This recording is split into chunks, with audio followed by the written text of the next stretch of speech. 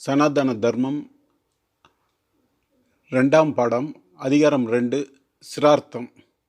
மரணத்தால் ஸ்தூல சரீரத்தை நீக்கிக் கொண்ட ஜீவனுக்கு உபகாரமாக இவ்வுலகத்தில் வசிக்கும் அவன் பந்துக்கள் செய்யும் கர்மங்களுக்கு சிராத்தம் என்று பெயர்.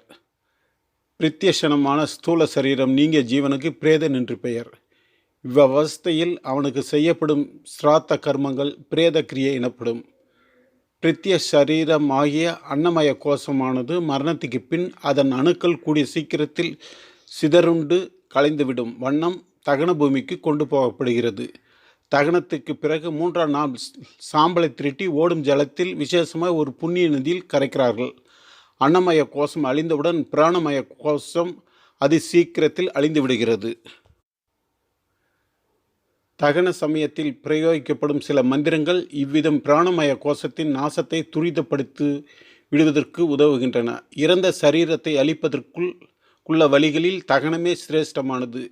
இவ்விதம் சரீரம் அதி சீக்கிரத்தில் அழிந்து விடுவது மரணம் அடைந்தவனுக்கும் பின்னிற்கும் இதர்களுக்கும் மிக அவசியமானது.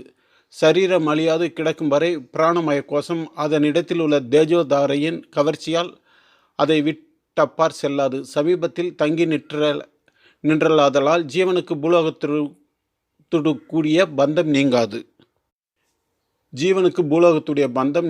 இது மிகவும் கெடுதலை விளைவிக்கக்கூடியது. இனி பிணமாகிய சரீரம் புதைக்கப்பட்டால் பூமிக்குள்ளிருந்து அழுகி கொண்டிருக்கும் பொழுது விஷமான வாயுக்களை கிளப்பிக்கொண்டே இருக்கின்றது. ஆதலால் உலகில் வசிக்கும் ஜனங்களுக்கு கெடுதலை உண்டு பண்ணுகின்றன.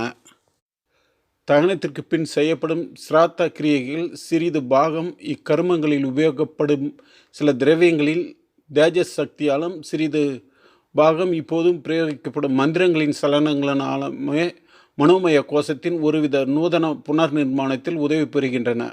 பிறகு சிறிது காலத்திற்கு அப்பால் ஜீவன் பிரேத லோகத்திலிருந்து அப்பால் பித்ருலோகத்திற்கு செல்வதற்கு உதவி புரியும் சபிண்டகரண கிரியை நடத்தப்படுகின்றன.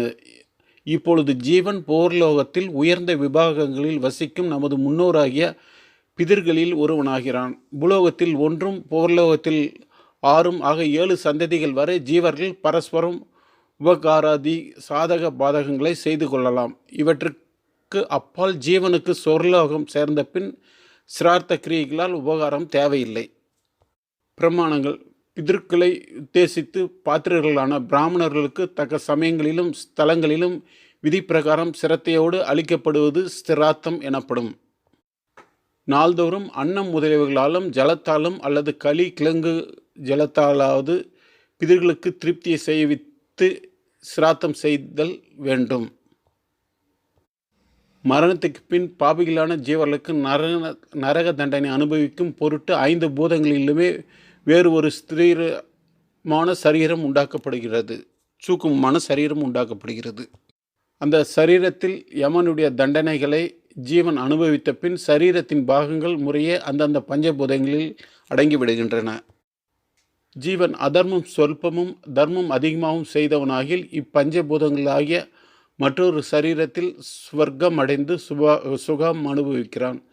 சிறையிலிருந்து விடுவிக்கப்பட்டது முதல் தகனம் முடிந்தது முதல் பிரேத நிலைமை ஜீவனுக்கு ஏற்படுகிறது. பசிஸ்ரேட்டா 1 வருஷம் வரை மனித மார்க்கத்தில் பிரேத லோகத்தில் வசிக்கிறான். பிறகு பிதிர்கலங்களுடன் பிதிர்லோகம் சென்று வசிக்கிறான்.